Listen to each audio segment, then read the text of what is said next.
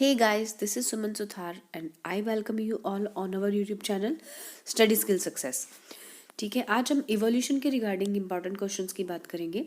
First question है from his experiment S L Miller produced amino acids by mixing the following in a closed flask.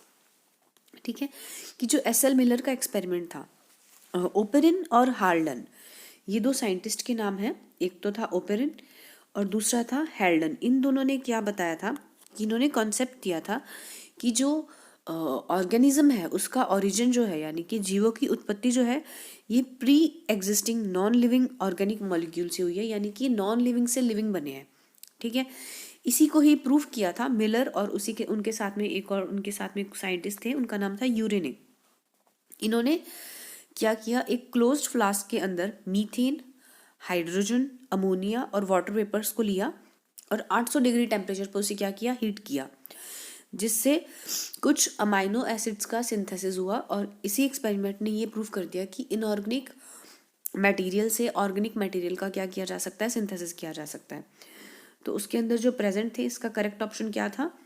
Option number D, methane, hydrogen, ammonia and water vapours. और कितने degree centigrade temperature से दिया गया था? 800 degree. Correct option हमारा हो जाएगा option number D. Next question की बात करते हैं. According to Hugo de Vries the mechanism of evolution is, जहां पे डार्विन और लैमार्क ग्रेजुअल इवोल्यूशन की बात कर रहे थे कि जो इवोल्यूशन है वो धीरे धीरे होता है, स्लो चेंजेस होते हैं कई सालों के दौरान, थाउजेंड्स ऑफ ईयर्स में. ह्यूगो डीवरीज ने कॉन्सेप्ट दिया था म्यूटेशन का, कि कुछ म्यूटेशंस होते हैं जो कि रैंडम चेंजेस होते हैं जीन्स के अंदर. इन रैंडम चेंजेस के से क्या होता है कि म्यूटेशन पैदा होता है, लेकिन ये रैंडम चेंजेस जो होते हैं सडन होते हैं, बहुत ज़्यादा सडन होते हैं, और ये जनरेशन बाय जनरेशन नहीं होते हैं, ये डिसकंटिन्यूस होते हैं.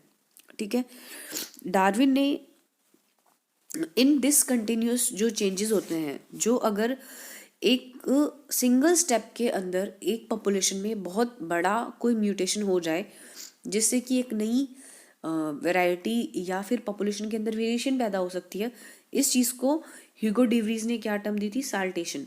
तो करेक्ट ऑप्शन हमारा क्या हो जाएगा? Option number B.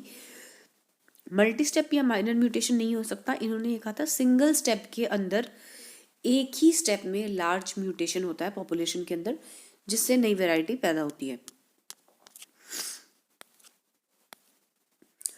Next question, दो स्टेटमेंट दिए, कौन सा सही है कौन सा गलत. पहला स्टेटमेंट ये कहता है कि जो अर्लीस्ट ऑर्गेनिज्म थे जो अर्थ पर बने वर नॉन ग्रीन, जो हरे नॉन ग्रीन यानी कि वो फोटोसिंथेसिस नहीं कर रहे थे, और प्रिज्यूमेबली एनारोब्स, यानी कि इस टाइम पीरियड पे ऑक्सीजन एब्सेंट थी. ये स्टेटमेंट बिल्कुल सही है, क्योंकि एनवायरनमेंट जो था शुरुआत में एनारोबिक था. ऑक्सीजन बहुत लेट एनवायरनमेंट में आई, फ्री ऑक्सीजन बहुत लेट आई. सेकंड क्वेश्चन की हम बात करते हैं.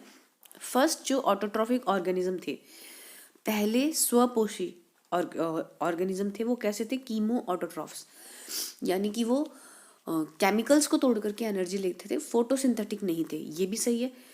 ठीक है, और इन्होंने कभी एनर्जी को H2O को रिलीज नहीं किया.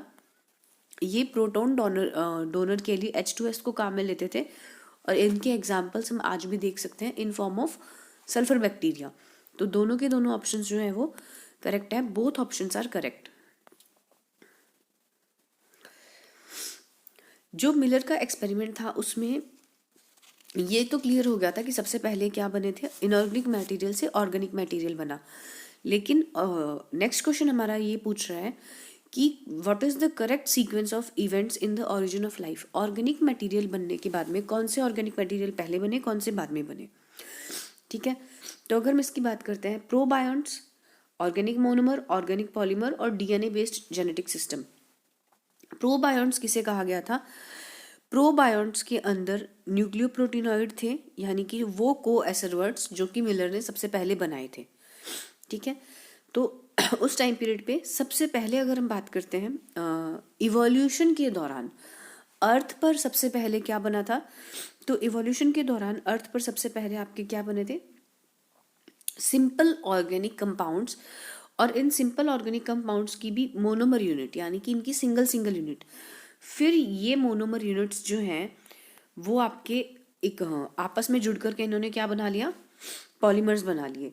तो सेकंड स्टेप इसका क्या हो जाएगा, थर्ड। उसके बाद में इन पॉलीमर्स, एक से ज़्यादा पॉलीमर्स आपस में मिल गए या दो अलग अलग तरीके के पॉलीमर्स ने आपस में जुड़ करके जो स्ट्रक्चर बनाई उसको कोएसरवर्ड्स या प्रोटोबायोन्ट्स टर्म दी गई है, ठीक है।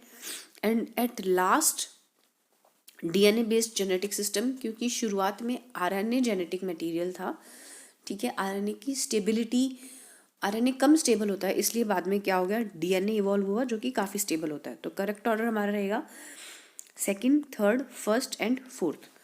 ऑप्शन नंबर सी जो है ये इससे मैच करता है। करेक्ट ऑप्शन हमारा ऑप्शन नंबर सी।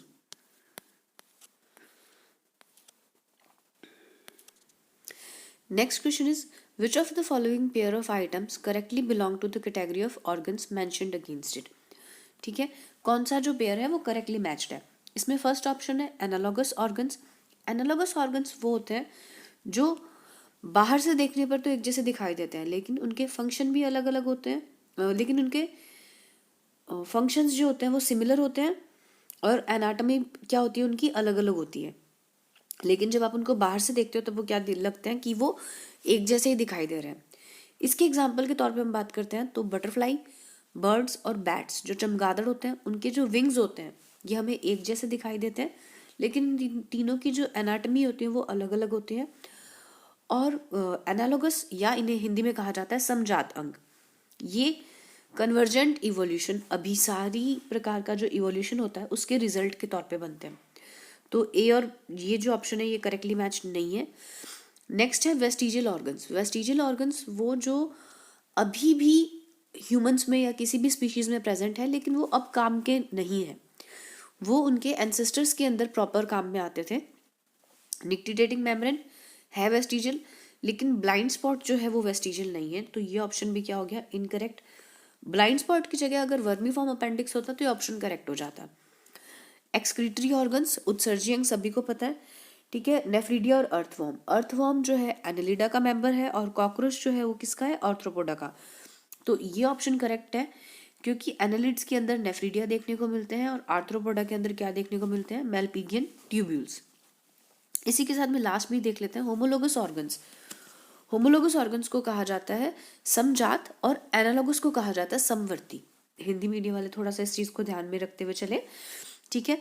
होमोलोगस ऑर्गन्स जो होते हैं वो डाइवर्जेंट इवोल्यूशन यानी कि अपसारी इवोल्यूशन के रिजल्ट के तौर पे बनते हैं, और ये वो कंडीशन होती है जहां पर एनाटॉमी तो सेम है लेकिन उनके फंक्शन अलग अलग है और कुछ हद तक उनकी मॉर्फोलॉजी भी अलग अलग होती है। एग्जाम्पल के तौर पर जितने भी मैमल्स हैं, वेल्स, बैट, चीता, ह्यूमन, इन सब का फोर लिम्ब जो आगे के लिम्स होते हैं उनकी स्ट्रक्चर अलग अलग है। जैसे वेल्स में ये मॉडिफाई हो चुके हैं, फिन्स के अंदर बैट्स में ये बैट्स में पक्षियों के जैसे क्या बन चुके हैं, विंग्स बन चुके हैं। चीता में आगे वाली दो टांगे, और ह्यूमंस में किस में मॉडिफाई हो गए, हमारे हैंड्स के अंदर। तो इस क्वेश्चन का करेक्ट ऑप्शन क्या रहेगा, ऑप्शन नंबर सी। यहाँ पे ए दिया हुआ है, correct option option number C होगा, ए गलत है। अगर आपको नीट के रिगार्डिंग ऐसे ही क्वेश्चंस चाहिए, आपको टॉपिक की पीडीएफ चाहिए, तो आपको प्रॉपर एक्सप्लेनेशन विद पीडीएफ और क्लासेस और उन सभी की हमारे यूट्यूब चैनल पे कौन सी क्लास कब आएगी, ये सारी की सारी इन्फॉर्मेशन आपको स्टडी स्किल सक्सेस टेलीग्राम पे मिल जाएगी, आप हमें ज्वाइन कर सकते हैं। Evolutionary history of an organism, कोई भी ऑर्गेनिज्म की इवोल्यूशनरी हिस्ट्री को क्या कहा जाता है, ऑप्शन है एंसेस्ट्री। एंसेस्ट्री का मतलब होता है उनके जो पूर्वज हैं वो, ठीक है, फादर, ग्रैंडफादर, वो। Palaeontology, palaeontology is study of fossils. Ontogeny, ontogeny होती है इंडिविजुअल, जब कोई भी ऑर्गेनिज्म डेवलप हो रहा है, जैसे कि वो जाइगोटिक स्टेट से एक न्यू बॉर्न की कंडीशन में आ रहा है, तब उसका जो भी डेवलपमेंट हो रहा है उसकी स्टडी किस में की जाती है, आपके ऑन्टोजनी के अंदर, उसमें उसकी लाइफ हिस्ट्री प्रॉपर देखी जाती है। फाइलोजेनी जो है, फाइलो टर्म जो होता है इसका मतलब होता है ट्राइब, यानी कि जो आपका खुद का ट्राइब है वो कुनबा कह दिया जाए या आपका ग्रुप कह दिया जाता है वो। जेनी, जेनेसिस, आपके ट्राइब का, किसी भी स्पीशीज के ट्राइब का ओरिजिन कहाँ से हुआ है, ठीक है, यानी कि कोई भी जो टैक्सोन है या कोई भी ऑर्गेनिज्म है या एक पूरा की पूरी पॉपुलेशन है, उसकी इवोल्यूशनरी हिस्ट्री की बात की जाती है, कहाँ से ओरिजिन हुआ, कैसे डेवलपमेंट हुआ, तो उसे हम क्या कहते हैं, फाइलोजेनी। तो करेक्ट ऑप्शन हमारा क्या हो जाएगा, option number D. Next question जो है, मैच द फॉलोइंग। इसमें सबसे पहला ऑप्शन आता है हमारे अडेप्टिव रेडिएशंस।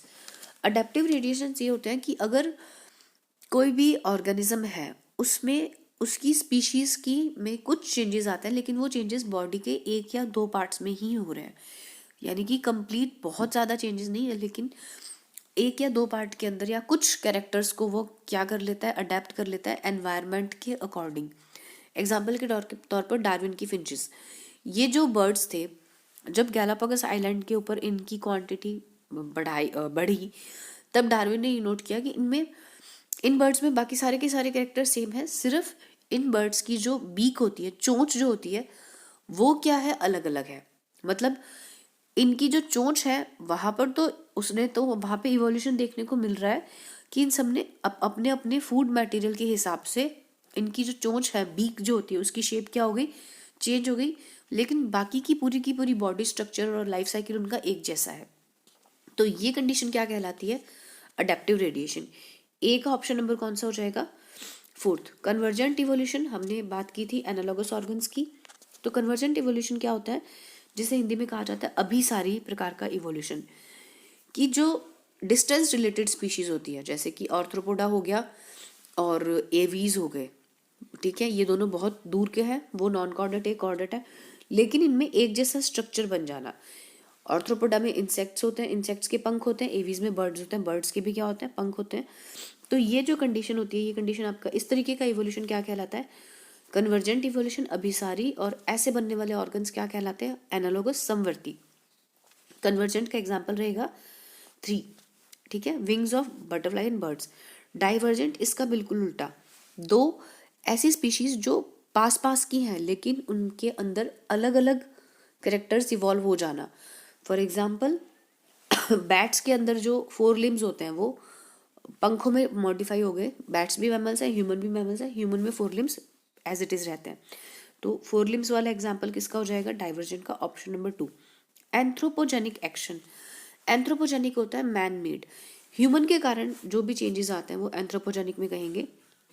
हम हर्बिसाइड और पेस्टिसाइड स्प्रे करते हैं, उनके कारण बहुत से प्लांट्स, बहुत से पेस्ट जो है, इनको लेकर के क्या हो रहा है, रेजिस्टेंस शो कर रहे हैं। तो ये हो जाएगा आपका डी का क्या हो जाएगा, फर्स्ट। ऑप्शंस देख लेते हैं। ऑप्शन में जो फर्स्ट ऑप्शन है, देखिए वही हमारे ऑप्शन से क्या आ रहा है, करेक्ट कर रहा है, मैच कर रहा है। तो इस तरीके से मैच द फॉलोइंग के ऑप्शंस के क्वेश्चंस बहुत ज़्यादा आ रहे हैं आजकल नीट में। नेक्स्ट क्वेश्चन देख लेते हैं।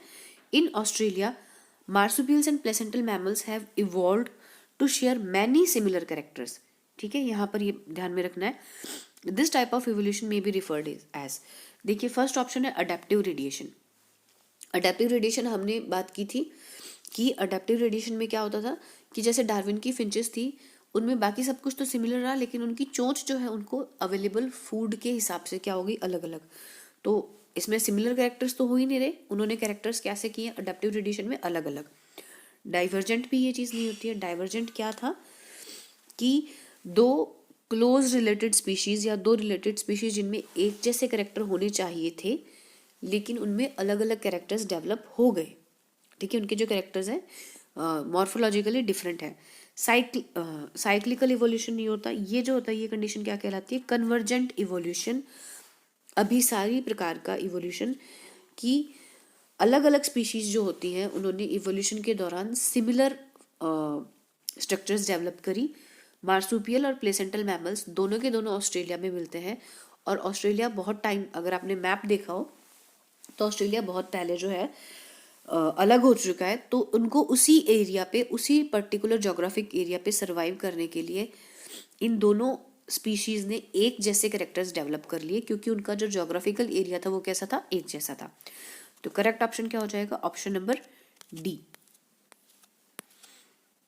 Next question, in a species the, इसको यहाँ पे आपको ये क्वेश्चन पूरा दिखेगा। Weight of new born ranges from 2 to 5 kg, कि जो एक न्यू बॉर्न है उसका वेट जो है वो कैसा होता है, 2 से 5 kg के बीच में है. 95% of the newborns with an average weight between 3 to 3.3 kg survives, whereas 99% of infants born with weight of 2.2 to 2.5 kg or 4.5 to 5 kg dies. ठीक है. तो what type of selection process is that? Natural selection का जो concept है हम सभी को पता है कि नेचर जो है वो उनको सेलेक्ट करती है जो सबसे ज़्यादा फिटेस्ट होता है या जो सबसे ज़्यादा कॉमन कंडीशन में प्रेजेंट होते हैं, जो आगे इवोल्यूशन को क्या कर सके, कैरी आउट कर सके. तो इसने ये कहा है कि एक स्पीशीज़ है उसके अंदर जब भी न्यूबॉर्न पैदा हो रहा है तो उसमें ऐसे बच्चे या फिर ऐसे न्यूबॉर्न जिनका वेट लगभग 3 से 3.3 kg के अराउंड है वो तो सर्वाइव कर रहे हैं. लेकिन मोस्ट ऑफ इन्फेंट्स जो 2 से 2.5 kg यानी कि क्या हो गए, अंडरवेट है, या फिर जिनका वेट ज़्यादा भी है उनकी क्या हो जाती है, डेथ. यानी कि यहाँ पे हम प्रोसेस देख रहे हैं कि जब यहाँ पे नेचुरल सिलेक्शन हो रहा है तब एक फिक्स रेंज दे दी गई है कि 3 से लेकर के 3.3 kg. इससे कम है तो भी उनकी डेथ हो रही है और इससे ज़्यादा है तब भी उनकी क्या हो रही है, डेथ. की एक फिक्स रेंज कर दी है. उस रेंज के अंदर ही अगर वो कैरेक्टर है तभी उसको क्या, उसी का क्या किया जा रहा है, सिलेक्शन. तो इस तरीके का जो कैरेक्टर होता है जहाँ पर दोनों एंड से, मतलब एक फिनोटाइप होता है ना उसका या तो एक लो एंड हो सकता है या मैक्सिमम, की कोई कलर है या तो बहुत ज़्यादा या बहुत कम है. ठीक है. दोनों एंड से एलिमिनेशन किया जा रहा है किसी फिनोटाइप का. तो यहाँ पर सर्वाइवल रेट क्या हो जाएगी, बहुत ज़्यादा कम, क्योंकि ये इनकी भी डेथ हो जाएगी, इनकी भी डेथ. इस तरीके का जो सिलेक्शन होता है वो सिलेक्शन कहलाता है स्टेबलाइजिंग सिलेक्शन. ठीक है. जिसमें एक फिक्स रेंज को ही अडॉप्ट किया जाता है, फिक्स रेंज को ही क्या किया जाता है, स्टेबल किया जाता है. नेक्स्ट हम बात थोड़ा सा देख लेते हैं डिस्रप्टिव सिलेक्शन. डिस्रप्टिव सिलेक्शन का मतलब ये होता है कि अगर कुछ क्वांटिटी के अंदर 3.5 की जगह 4 kg तक के बच्चे भी सर्वाइव कर जाते और इधर 2 kg तक के बच्चे भी सर्वाइव कर जाते, कि दोनों तरफ कुछ लाइबिलिटीज हो जाती हैं, कुछ छूट, तो वो कंडीशन कहलाती है डिस्रप्टिव. साइक्लिक जो होती है, बार बार एक ही चीज़ में अगर आप एक ही जैसे करेक्टर्स को लिया जाए तो उससे पॉलीमॉर्फिज्म, बहुरूपता पैदा होती है. डायरेक्शनल सिलेक्शन, डायरेक्शनल का मतलब ये हो जाता है कि एक ही डायरेक्शन में, यानी कि जो जिनके ज़्यादा वेट वाले बच्चे हैं सिर्फ उन्हीं को ही नेचुरल सिलेक्शन हो रहा है या सिर्फ कम वेट वालों का हो रहा है, तो वो कंडीशन डायरेक्शनल में आ जाती है. इसका करेक्ट ऑप्शन क्या होगा, option number B. Option number A, stabilising selection. Next question, wings of a bird and wings of insect. ये हमने अभी बात की थी कि बर्ड के, पक्षियों के जो विंग्स होते हैं और इंसेक्ट के विंग्स जो होते हैं दिखने में एक जैसे होते हैं, लेकिन ये कैसे होते हैं, स्ट्रक्चर इनकी एनाटॉमी क्या होती है, अलग अलग. तो ये कैसे स्ट्रक्चर हुए, एक दूसरे के एनालॉगस. और जो एनालॉगस होते हैं वो कौन से इवोल्यूशन से बनते हैं, कन्वर्जेंट इवोल्यूशन से. तो करेक्ट ऑप्शन इसमें हमें चेक करने की जरूरत ही नहीं है, सीधा हमें दिख रहा है करेक्ट ऑप्शन क्या होएगा, analogous structure and represent convergent evolution. Next question, which of the following is the relatively most accurate method for dating of fossils. अभी तक हमने मोस्टली किसको पढ़ा है, कार्बन डेटिंग को पढ़ा हुआ है. ठीक है. इसके साथ में पोटेशियम आर्गन मेथड भी होता है, इलेक्ट्रॉन स्पिन रेजोनेंस और यूरेनियम लीड मेथड. लेकिन इन सभी में जो मोस्ट इफेक्टिव मेथड है वो कौन सा होता है, इलेक्ट्रॉन स्पिन रेजोनेंस मेथड. ये मोस्ट इफेक्टिव मेथड होता है. ये उसी तरीके से बायोल्यूमिनेसेंस पे काम करता है जैसे ल्यूमिनेसेंस होती है ना, इसे हिंदी में कहा जाता है प्रतिदीप्ति. कि इलेक्ट्रॉन जो है जब एक ऑर्बिटल से हायर ऑर्बिटल में जाता है, हायर ऑर्बिटल से वापस जब लोअर ऑर्बिटल में आता है तब वो अपनी एनर्जी को रिलीज करता है, और ये एनर्जी बहुत कम टाइम के लिए रिलीज होती है और ल्यूमिनेसेंस के तौर पे दिखाई देती है. ठीक है. उसी कॉन्सेप्ट को काम में लेते हुए, ल्यूमिनेसेंस के कॉन्सेप्ट को, इलेक्ट्रॉन के स्पिन को काम में लेते हुए एक मेथड डेवलप किया गया है, किसका, डेटिंग करने का, फॉसिल्स की एज पता लगाने के लिए. ठीक है. तो उसी प्रोसेस को काम लेते हुए उसको बनाया गया और ये हाईली एफिशिएंट होता है. ये बहुत सही तरीके से फॉसिल्स की एज बताता है. Correct option will be option number C. Presence of gills in the tadpole of frog. ठीक है, फ्रॉग जो होता है, जब उसका लार्वा होता है, फ्रॉग के लार्वा को हम क्या कहते हैं? Tadpole larva. टेडपोल लार्वा पानी में रहता है, फ्रॉग जो होता है वो एम्फीबिशियस होता है। फ्रॉग पानी से बाहर भी आ सकता है, लेकिन टेडपोल को सर्वाइव करने के लिए क्या चाहिए? पानी। इसीलिए एनिमल, एक्वाटिक एनिमल्स में गिल्स होते हैं, फिशेस वगैरह में। टेडपोल में भी क्या मिलते हैं? क्या देखने को मिलते हैं? गिल्स। टेडपोल किसका मेंबर है? एम्फीबियंस का मेंबर है। तो इसका मतलब क्या है कि फ्रॉग जो, एम्फीबियंस जो है वो किससे डेवलप हुआ है? इसका इंडिकेट क्या है? Fishes were amphibians in the past. Tadpole में गिल्स मिल रहे हैं, ठीक है, ऑलरेडी। तो गिल्स इसके क्या हो सकते हैं? एंसेस्टर से मिले हो सकते हैं इसको। तो ये ऑप्शन तो हो गया गलत। Fishes evolve from frog like ancestor, ये भी वही बात कर रहा है जो ऑप्शन ए कह रहा है कि फिशेस जो है जो फ्रॉग के जैसे एंसेस्टर से क्या हुई है? इवॉल्व हुई है। Frogs will have gills in future, नहीं, फ्रॉग्स के अंदर फ्यूचर में गिल्स नहीं होंगे, क्योंकि फ्रॉग्स अर्थ पे रहते हैं, टेरेस्ट्रियल एनवायरनमेंट में। Frogs evolve from guild ancestors, की जो मेंढक है उनके जो एंसेस्टर्स थे, पूर्वज, उनके अंदर कहीं ना कहीं क्या प्रेजेंट थे? गिल्स प्रेजेंट थे। और यही चीज़ है कि हम यही मानते हैं एम्फीबियंस जो है वो किससे बने हैं? पाइसीज से बने हैं। पीसीज जो होती है मछलियों से क्या डेवलप हुआ है? एम्फीबियंस। मछलियों में गिल्स होता है, फ्रॉग के अंदर गिल्स नहीं होते, लेकिन उनकी लार्वल स्टेज में क्या देखने को मिलते हैं? गिल्स देखने को मिलते हैं। Correct option is option number D.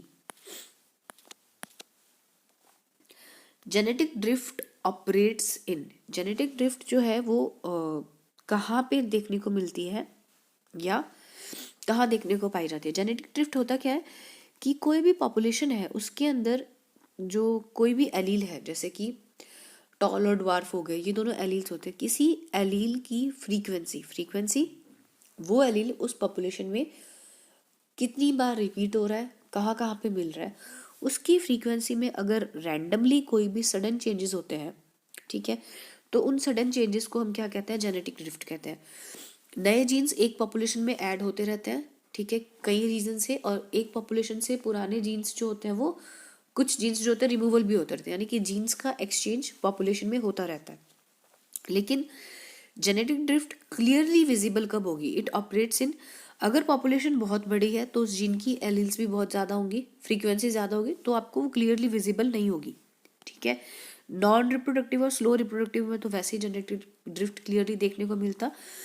Genetic drift यानी कि एक एलील की फ्रीक्वेंसी के अंदर चेंजेस होने, रैंडम चेंजेस होने कब ज़्यादा क्लियरली विजिबल हो सकते हैं? अगर पॉपुलेशन कौन सी होती है? छोटी होती है, और वो मोस्ट ऑफ अदर पॉपुलेशन से क्या होती है? आइसोलेटेड होती है। अगर छोटी होगी तो वहाँ पे वो इजीली विजिबल हो जाएंगे जो भी चेंजेस हो रहे हैं वो, ठीक है। तो करेक्ट ऑप्शन हमारा क्या रहेगा इसका? Option number A. Next question, the factor that leads to founder effect in a population is, founder effect क्या होता है? इसके लिए हम थोड़ा सा आगे चलते हैं। यहाँ पर जैसे कि हम मान लीजिए यहाँ पर कोई भी एक पॉपुलेशन है, ठीक है, इसमें ये इंडिविजुअल्स हैं जो मैं रेड कलर से बना रही हूँ, ये कुछ इंडिविजुअल्स हैं, ठीक है, और कुछ इंडिविजुअल्स जो होंगे यहाँ पर ये भी प्रेजेंट है जो हम ब्लू कलर से बना रहे हैं, ठीक है। इन्होंने क्या किया? अब ये किसी नई जगह पर क्या हो गए? शिफ्ट हो गए, माइग्रेट कर लिया इन्होंने। तो इसमें से दो तो ये रेड वाले, ब्लू वाले शिफ्ट हुए, लेकिन बहुत सारे कौन से शिफ्ट हुए? रेड वाले शिफ्ट हुए। तो धीरे धीरे टाइम पीरियड में क्या होगा कि रेड वाले तो अपनी पॉपुलेशन बढ़ाएंगे, लेकिन जो ये दूसरी स्पीशीज थी इसकी पॉपुलेशन क्या रह जाएगी? धीरे धीरे कम। और एट लास्ट क्या कंडीशन हो जाएगी कि बहुत टाइम पीरियड के बाद में कि हमें मेनली वही पॉपुलेशन दिख रही है जो इधर मैक्सिमम कंडीशन में इधर आई थी, जो 4-5 लोग जो आए थे वो। तो ये जो रेड कलर के यहाँ पे आपको दिखाई दे रहे हैं, ये इस पॉपुलेशन के लिए क्या हो जाएंगे? फाउंडर हो जाएंगे, ठीक है। जो ए, बी और सी ये अलग अलग टाइम पीरियड का है। सी टाइम पीरियड पे जो पॉपुलेशन है रेड की, उसके लिए जो ए वाले जो है, जो कहीं एक्स से चल करके एक स्पेस पे आए थे, ये ए वाले जो कुछ ऑर्गेनिज्म है, ये ऑर्गेनिज्म इस सी पॉपुलेशन के लिए क्या हो जाएंगे? फाउंडर। फाउंडर यानी कि जिसने स्थापित किया। तो इस पॉपुलेशन के पूर्वज कौन है? ये है। तो ये क्या कहलाएंगे? फाउंडर्स। जो कुछ ऑर्गेनिज्म जो कहीं से उठ करके कहीं और चले गए, एक जगह से उठ करके दूसरी जगह पे चले गए और उन्होंने वहां पे जाकर के नई कॉलोनी बना ली या अपना नया पॉपुलेशन बना ली, तो इसे क्या कहा जाता है? Founder effect. ठीक है। और फाउंडर इफेक्ट में हो क्या रहा है? जीन्स या एलील क्या हो रहे हैं? शिफ्ट हो रहे हैं। तो जीन्स या एलील का रैंडम शिफ्ट होना, पॉपुलेशन से निकल जाना, इस तरीके की कंडीशन जो होती है वो क्या कहलाती है? Genetic drift. तो करेक्ट ऑप्शन हमारे इस क्वेश्चन का क्या रहेगा? Genetic drift, option number D. Next question, which of the following represents order of horse? Horse में कौन सा ऑर्डर मिलता है? ठीक है। तो अगर हम हॉर्स के क्लासिफिकेशन की बात करते हैं तो हॉर्स जो इसका किंगडम तो होता है एनिमल, एनिमल किंगडम का मेंबर है। फाइलम हो जाएगा इसका कॉर्डेटा, क्लास हो जाएगी इसकी मैमेलिया। यहाँ तक तो आप सबको पता है। इसका जो ऑर्डर होता है वो होता है पेरिसो डेक्टाइला, ये हॉर्सेस का ऑर्डर होता है। इसकी जो फैमिली होती है वो कौन सी होती है? इक्विडी फैमिली। इक्विडी फैमिली के अंदर घोड़े, गधे और ज़ेब्रा, ये तीनों की फैमिली कौन सी होती है? इक्विडी। हॉर्स में जो जीनस होता है वो होता है इक्वस, और जो जनरली कॉमन हॉर्सेस होते हैं उनकी स्पीशीज कौन सी होती है? फेरस। तो ये हॉर्स का पूरा क्लासिफिकेशन है, इसके हायरार्किकल ऑर्डर। तो अब देख लेते हैं कि इसने क्या पूछा है, हॉर्सेस का ऑर्डर पूछा है। तो ऑर्डर कौन सा होता है इसका? Perissodactyla. Animal kingdom, Chordata, Mammalia, Perissodactyla, Equidae, Equus, ferus. Correct option, option number B. Next question, a hominid fossil discovered in Java in 1891। Hominid होते हैं वो जो होमिनिडी फैमिली से बिलोंग करते हैं। ठीक है, जैसे ह्यूमंस हो गए, चिंपैंजीज हो गए, औरंगुटान हो गए, ये सारे के सारे होमिनिडी में आते हैं। 4 हैं टोटल जो जावा में, इसको इंडोनेशिया के जावा में डिस्कवर किया गया था 1891 के अंदर, और जिसकी क्रेनियल कैपेसिटी ऑलमोस्ट कितनी थी? 900 सीसी। वो कौन सा फॉसिल है? तो फॉसिल की अगर हम बात करते हैं तो एक बार हम प्रॉपर पूरा सारा का सारा देख लेते हैं। लगभग 15 million years ago, 15 million years ago बने थे ड्रायोपैथेकस और रामापैथेकस। ठीक है, इनको ड्रायोपैथेकस थोड़े से एप के जैसे कैरेक्टर रखते थे, रामापैथेकस कुछ हद तक ड्रायोपैथेकस के कंपैरेटिवली ज़्यादा मैन लाइक थे, हेयरी थे। ठीक है, ये कंडीशन। उसके बाद में 3 से 4 मिलियन ईयर एगो कुछ जो फॉसिल्स हैं उनमें थोड़े थोड़े होमिनिड फीचर्स होते हैं। ये फॉसिल्स मिले थे ईस्टर्न अफ्रीका से, इथियोपिया और तंजानिया से। ठीक है, उसके बाद में आते हैं 2 million year ago, 2 million years ago जो बने थे वो ह्यूमन के इवोल्यूशन में आपके आता है ऑस्ट्रेलोपिथेकस। ऑस्ट्रेलोपिथेकस भी ईस्ट अफ्रीका में इसके फॉसिल्स मिले हैं, जिन्होंने पत्थर से बने हुए वेपन्स मिले हैं। ये फ्रूट्स खाते थे मेनली। ठीक है, उसके बाद में उसी ऑस्ट्रेलोपिथेकस की बोन्स के साथ में ही लगभग कुछ बोन्स और मिली हैं, जो किसकी है? Homo habilis. Homo habilis. Homo habilis जो है ये मीट नहीं खाते थे। ठीक है, ह्यूमन के ज़्यादा क्लोज थे, और इनकी जो क्रेनियल कैपेसिटी है, क्रेनियल कैपेसिटी, ब्रेन की जो कैपेसिटी है वो कितनी थी? 650 से 800 सीसी। सीसी का मतलब होता है क्रेनियल कैपेसिटी। ठीक है, होमो हैबिलिस की क्रेनियल कैपेसिटी इतनी थी। होमो हैबिलिस के बाद में उसके बाद में आए थे होमो इरेक्टस। होमो इरेक्टस जिसकी क्रेनियल कैपेसिटी कितनी थी? 900 सीसी। बहुत इनका ब्रेन लार्ज था, और ये मीट भी खाते थे और ये फ्रूट्स भी खाते थे। होमो इरेक्टस के बाद में जिनको खोजा गया वो है निएंडरथल्स, या इवोल्यूशनरी ट्रेंड में होमो इरेक्टस के बाद में जो डेवलप हुए वो है निएंडरथल। लगभग 1 लाख से लेकर के 40,000 ईयर्स एगो, 1 लाख से लगभग 40,000 साल पहले तक कौन थे? निएंडरथल्स, जिन्होंने अपने छुपने के लिए जगह बनाना शुरू कर दिया था, डेड को ही दफनाते थे। उसके बाद में जो करंट है वो 70,000 साल से लेकर के 10,000 साल पहले तक डेवलप हुआ है, और वो स्पीशीज़ का नाम क्या है? जो स्पीशीज़ हमारे क्लोजेस्ट एंसेस्टर्स और हम भी वही है, होमो सेपियंस। फ्यूचर की स्पीशीज़ होमो फ्यूचरेंसिस। तो क्वेश्चन ने ये सारे के सारे सीक्वेंस आपको याद रहने चाहिए। क्वेश्चन ने क्या पूछा है कि 1891 के अंदर जो बना था और जिसकी क्रेनियल कैपेसिटी क्या थी? 900 सीसी थी, वो कौन सा होता है? तो करेक्ट ऑप्शन हमारा क्या हो जाएगा? ऑप्शन नंबर ए, होमो इरेक्टस। ठीक है, अभी हमने बात की थी। नेक्स्ट क्वेश्चन इज, देखिए ये ब्रेन साइज का क्वेश्चन आ गया। ब्रेन साइज की बात करते हैं। सबसे पहले अगर हम बात करते हैं कि होमो हैबिलिस जो है, ठीक है, होमो हैबिलिस जो है वो कब बने थे? होमो इरेक्टस से जस्ट पहले। होमो हैबिलिस की क्रेनियल कैपेसिटी क्या थी? 650 से 800 सीसी। उसके बाद में आते हैं निएंडरथल्स। निएंडरथल्स की क्रेनियल कैपेसिटी थी 1400 सीसी, ठीक है। होमो इरेक्टस, होमो इरेक्टस की क्रेनियल कैपेसिटी होती है आपके लगभग 900 सीसी, और होमो सेपियंस की कितनी होती है? 1350 सीसी। तो इसी को अगर हम मैच करते हुए देखते हैं तो करेक्ट ऑप्शन हमारा क्या हो जाएगा? Option number B. Cranial capacity या जो ये ह्यूमन इवोल्यूशन है, इससे जनरली क्वेश्चंस आते रहते हैं नीट में। इस चैप्टर से 1 या 2 हाईएस्ट 3 ही क्वेश्चंस आते हैं इवोल्यूशन में, और उसमें भी मैक्सिमम मोस्टली चांसेस रहते हैं ह्यूमन इवोल्यूशन से आने के। तो इन सभी का नाम, इनका ऑर्डर, इनकी क्रेनियल कैपेसिटी आपको याद होनी चाहिए। नेक्स्ट क्वेश्चन इज, इसे फिक्स ऑर्डर में रखना है कि कौन कौन से ऑर्डर में थे। ऑर्डर हमें याद है, पहले ड्रायोपैथिकस रामापैथिकस, फिर ऑस्ट्रेलोपैथिकस, फिर होमो हैबिलिस, फिर होमो इरेक्टस, फिर निएंडरथल्स, और उसके बाद में क्या आते हैं? होमो सेपियंस। तो इसी के हिसाब से हम देख लेते हैं ऑप्शन में। तो करेक्ट ऑप्शन हमारा क्या हो जाएगा? Ramapithecus, Australopithecus, habilis and erectus. Correct option will be option number B. Next question is, recent years के अंदर DNA sequence of mitochondrial DNA and Y chromosome were considered for the study of human evolution. Human evolution को देखने के लिए mitochondrial DNA और Y chromosome को काम में लिया जा रहा है। क्यों? They can be studied from the samples of fossil remains. नहीं, इनको उससे नहीं किया जा सकता proper study. Small and therefore easy to study, ऐसा भी कोई नहीं है, बहुत से अदर क्रोमोसोम्स भी स्मॉल होते हैं। Uniparental in origin and do not take part in recombination.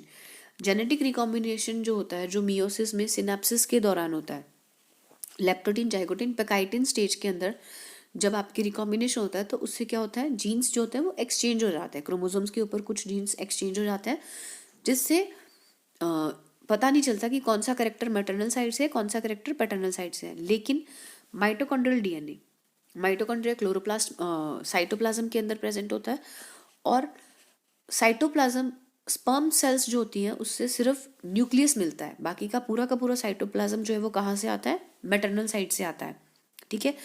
तो माइटोकॉन्ड्रिया हमेशा मैटरनल साइड से मिलता है। और वाई क्रोमोसोम हमें भी पता है, वाई क्रोमोसोम सबको पता है, वाई क्रोमोसोम किन में प्रेजेंट होता है? मेल्स में। माइटोकॉन्ड्रिया के कहाँ में मिलेगा? फीमेल पेरेंट से। वाई क्रोमोसोम कहाँ मिलेगा? मेल पेरेंट से। तो इनकी जो यूनिपेरेंटल ऑरिजिन होता है, इसके कारण इनको काम में लिया जा रहा है ह्यूमन इवोल्यूशन को अच्छे तरीके से समझने में। हमारा ऑप्शन नंबर सी जो है वो यहाँ पे क्या रहेगा? Correct option.